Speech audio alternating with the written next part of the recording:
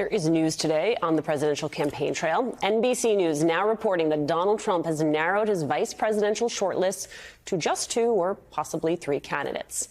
Previous reporting indicated Trump was focused on 4 potential running mates: North Dakota Governor Doug Burgum, Ohio Senator J.D. Vance, Florida Senator Marco Rubio, and South Carolina Senator Tim Scott.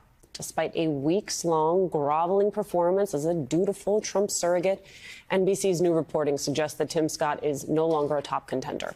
NBC News also reports that while Senator Marco Rubio remains in contention, doubts about his enthusiasm for the job and concerns about navigating a constitutional hang-up that would require Trump or Rubio to establish residency in another state have persisted in ways that could jeopardize his chances. Joining us now, Jonathan Allen, senior national politics reporter for NBC News and one of the reporters bylined on this story. So Jonathan, before we get into all the back and forth here and the great reporting that you've done here, I want to start by reminding us that none of this is normal, and that even though we're talking about a Veep stakes, this is not a normal Veep stakes because this is not a normal candidate. And whoever he chooses is not being chosen to check his authoritarian tendencies. They are, in fact, being chosen because they are signing up for letting him run free. Well, certainly, Alicia, this is an unusual process. Typically, what you'll see from presidential candidates is a very close to the vest process where they don't really talk about these other possibilities. Here we see Donald Trump appearing everywhere with the folks. He'll go out and ask his crowds, as he did earlier this week, whether they think one of the candidates, in this case J.D. Vance, ought to be on his ticket. So certainly an unusual process. I think we all know from Donald Trump's experience and from what he said about his last vice president, Mike Pence, that he was disappointed that Pence did not support his effort to overturn the election. And you can gather from that, I think you can glean from that Donald Trump will be looking at that level of loyalty as a qualification. Well, to that point, I think that's what I actually find most interesting about sort of the subtext of your reporting here, which is that Trump, as we've watched, he's dangled the vice presidency, at least the ability to run with him in front of people like Tim Scott. He's gotten them to perform for him on the campaign trail. And yet that is no guarantee, right? And so people sort of keep showing up, keep auditioning, and the loyalty to him seems to be the one consistent variable.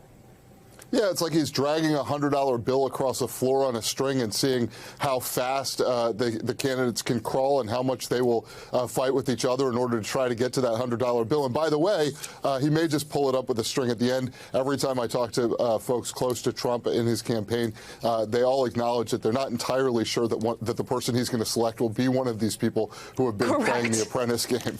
Right, because as you remind us, it also is for him about the reality TV show of it all, and the fact that if we're talking about this, then we're not talking about his myriad legal woes. We're not talking about all of his vulnerabilities as a candidate. Part of your writing, you write, a key point of tension and indecision in the Trump campaign is balancing the desire for a running mate who is non-threatening against the desire for someone who can also be considered the future of Trump's movement. Talk to me about that tension, what it means to be non-threatening to Donald Trump. Yeah, Alicia, it's an interesting sort of internal debate in Trump world about exactly what those best qualifications are, particularly when it comes to an heir apparent, and whether it's good for Trump to sort of make someone the next person to take the torch of the MAGA movement, or if he would prefer to not be in that position yet of handing off the torch. And it gets to your earlier question, which is, sort of what's the best way to play this, I guess, for some of these candidates, or the way that they're being looked at by Trump in terms of not outshining him. If you're Donald Trump and you like the limelight, the thing you hate the most is anything that takes that away from you. And if you have a vice president that is looked at as the next presidential nominee of the Republican Party, it won't be but a year or two before that person starts getting a whole lot more attention. So we'll have to see, who Trump goes with and how they sort of fit into that question of the MAGA movement and succeeding him. But from what I've heard from a lot of the sources I've spoken to, they believe he really doesn't want somebody that will compete with him for attention during his term. Here's the thing you know well, Jonathan Allen, which is we talk about the messaging, we talk about the debates, we talk about the optics, and at the end of the day, so much of this just comes down to the ground campaign, but that is virtually impossible to capture in this context. New reporting that Biden has just hired his 1,000th battleground staffer. The Trump campaign reportedly outsourcing their GOTV efforts to groups like Turning Points USA. What do you make of the difference in that strategy? I mean, I think it's born of necessity for Trump. He got on the ground later. There was an important court case that sort of gave them the opportunity to coordinate more with outside groups, and they're going to need it because Trump raised money slower, which meant that he was unable to open as many offices and put as many field staff out there as he wanted to initially. And so there's going to be some support network for him on the outside. You know, Biden and the Democrats, the DNC, any other groups that want to help them, they're also going to be out in the field. I think one really important thing to remember here, though, Alicia, is that the ground game only matters in a handful of states because only a handful of states are going to determine the Electoral College math. And it only ends up mattering in a very, very close race. And some of these battlegrounds will probably end up being 3 points or 4 points, and probably the ground game didn't end up making the difference there. But in those states like Wisconsin last time, where you're talking about, or Arizona or Georgia, where you're talking about a difference of like 10 or 20,000 votes in the state, the ground game could be everything. Indeed. Jonathan Allen, thank you so much for bringing us your reporting and being with us tonight. Today, the Supreme Court upheld a federal law prohibiting domestic abusers from owning firearms. This is the second ruling in as many weeks that has many on the left breathing the very smallest sigh of relief.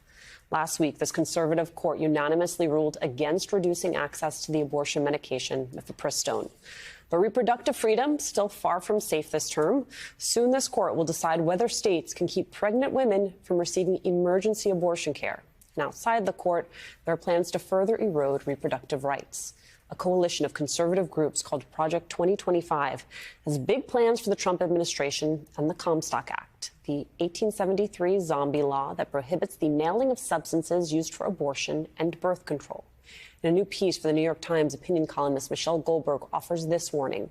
Trump's allies say they'll enforce the Comstock Act. Believe them. To put a finer point on it, she quotes Jonathan F. Mitchell, the architect of a Texas abortion ban, who said, "We don't need a federal abortion ban when we have Comstock on the books." Joining me now, Michelle Goldberg, opinion columnist for the New York Times and author of this new piece. Michelle, you argue that Comstock should be a household name, which made me laugh because I feel like such a policy wonk every time. You're like, that isn't it? Comstock, of course. But how do you explain it to someone who's not following this day to day? Well, I would say a couple of things. I mean, first of all, maybe the one silver lining of Arizona kind of briefly bringing back this Victorian era abortion ban is that people at least now know that that's a possibility, even though it was shocking. And it's a similar sort of thing, right? Comstock is this law from 1873, a law by this notoriously prudish anti-vice crusader who kind of took pride on hounding people to their deaths in some cases and imprisoning people, burning books, going after some of the great works of literature. But I think it was never repealed. People had just assumed that it was kind of a dead letter. It was made moot by a series of Supreme Court decisions on free speech, on birth control, and then most recently on abortion. But when Roe versus Wade was overturned, you started hearing from anti-abortion activists, this is still on the books. The mifepristone ruling that you mentioned, I mean, that originally part of the federal judge who originally tried to say that the FDA had to rescind its approval of mifepristone cited the fact that the Comstock Act was still in the books. The Supreme Court made that ruling on standing grounds, so they could still hear another case like this if they decided that people have standing to bring the suit. And during arguments, you had both Alito and Thomas refer to the Comstock Act, refer to the fact that this thing is still in the books. Often they'll refer to it by its number in the criminal code. People don't like to, they know kind of that Comstock has these ramifications.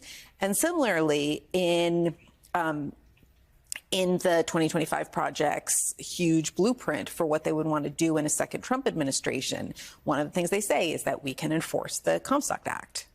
It strikes me that here you are sort of like waving your hands feverishly, being like, please, everyone, pay attention to what is happening with the Comstock Act. At the same time, you're reminding us that there are a lot of folks who are missing the bigger contours of what has happened here. You write about the New York Times poll released last month. 70% of people polled blame Joe Biden for the repeal of Roe since the ruling happened during his pregnancy. I mean, presidency. what do you make of that?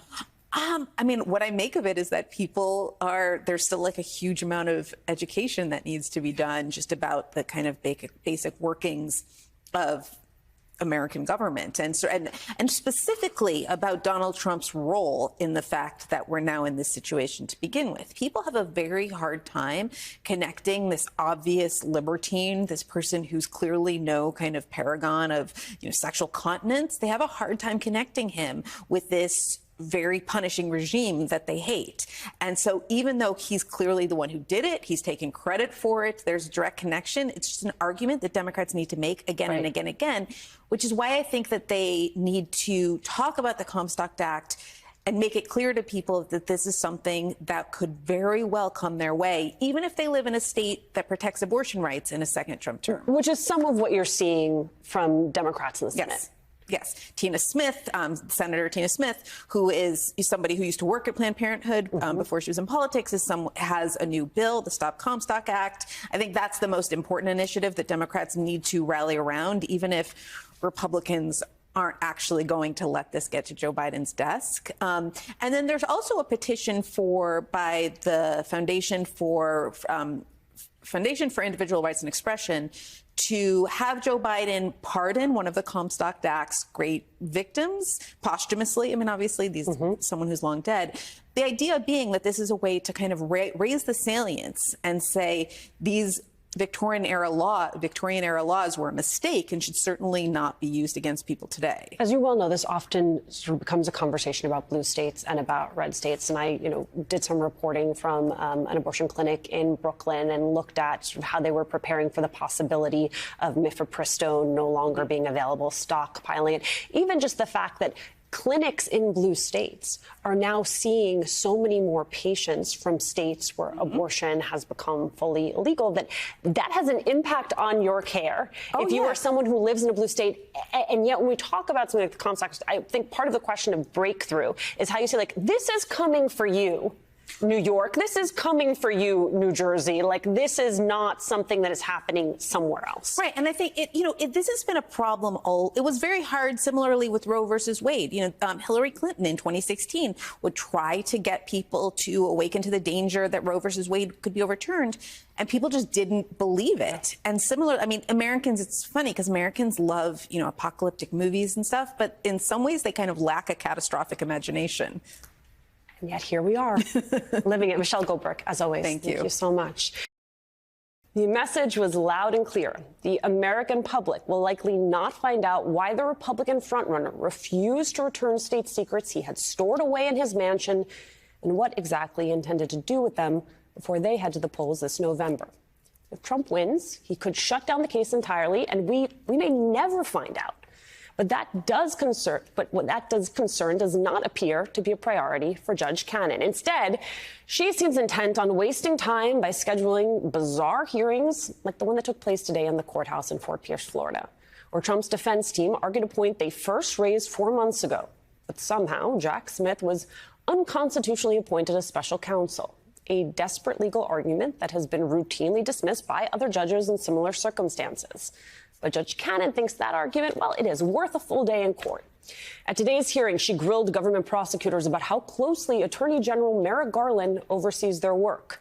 The prosecutor replied he was not authorized to discuss the level of communication before adding, "I don't want to make it seem like I'm hiding something."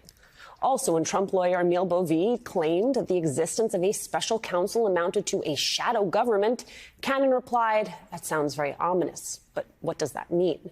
Trump's lawyer, of course, did not answer Cannon's question. He just repeated his argument that Jack Smith was somehow inappropriately appointed.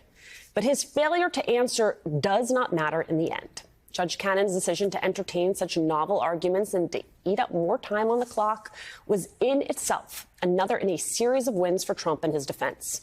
The question now, Will that winning streak continue? Joining me now, Matthew Seligman, a lawyer and legal scholar who presented oral arguments in front of Judge Cannon today. Thank you so much for being with us on what I know was a busy day for you. You argued in front of Judge Cannon today that counter to Trump's lawyer's argument, Jack Smith's appointment was indeed constitutional. The main points you were trying to get across. Well, first, thanks for having me. So the main points to get across here are that there are decades of precedent that establish that the special counsel is constitutional and that Jack Smith was lawfully appointed. Every court to have ever addressed this issue in similar circumstances, in identical circumstances, has held that. So for Judge Cannon to entertain this issue, well, if she rules ultimately that Jack Smith was unconstitutionally appointed, that would be an extraordinary breach with precedent. And I'm confident that ultimately both the 11th Circuit and the Supreme Court would swiftly reverse her. Matthew, I want you to help me understand something, which is a lot of people were surprised that Cannon even allowed outside parties to the case, such as yourself, to argue in court today. Were you surprised? Yes, I was.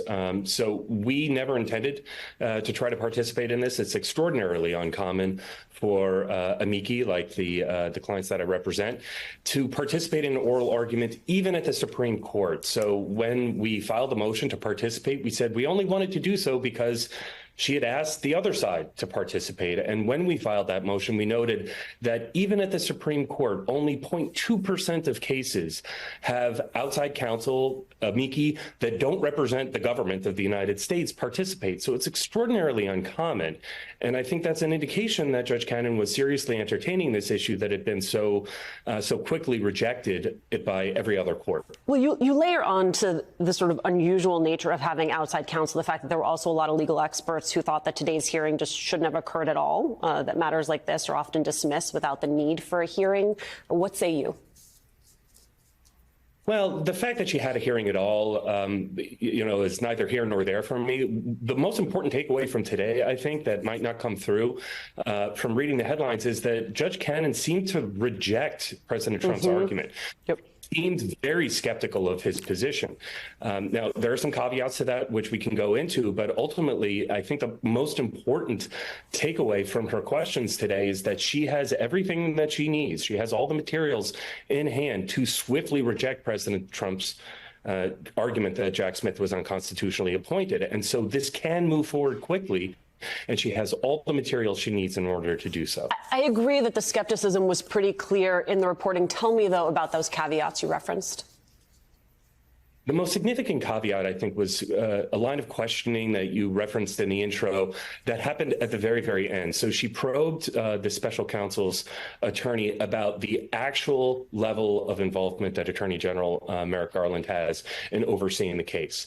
Now, that's legally irrelevant. The only thing that matters is whether Merrick Garland has legal authority to control the case and to dismiss special counsel Smith if he wants to. And that's undoubtedly true.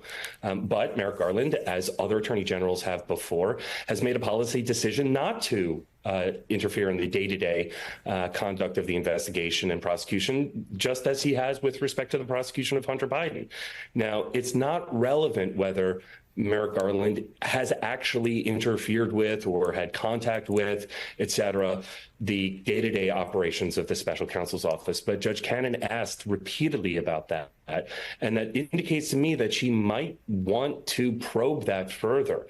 And that worries me for two reasons. First, it is legally irrelevant. And so it's not a road that should be gone down at all. And second, it could eat up a lot of time and cause a lot more delay. So I'm hopeful that Judge Cannon ultimately recognizes that under the law, these sorts of factual probings into the internal workings of the Department of Justice are both inappropriate, unwarranted, and irrelevant. Matthew Seligman, on what has indeed been a very busy day for you, lawyer and legal scholar, thank you so much for joining us tonight.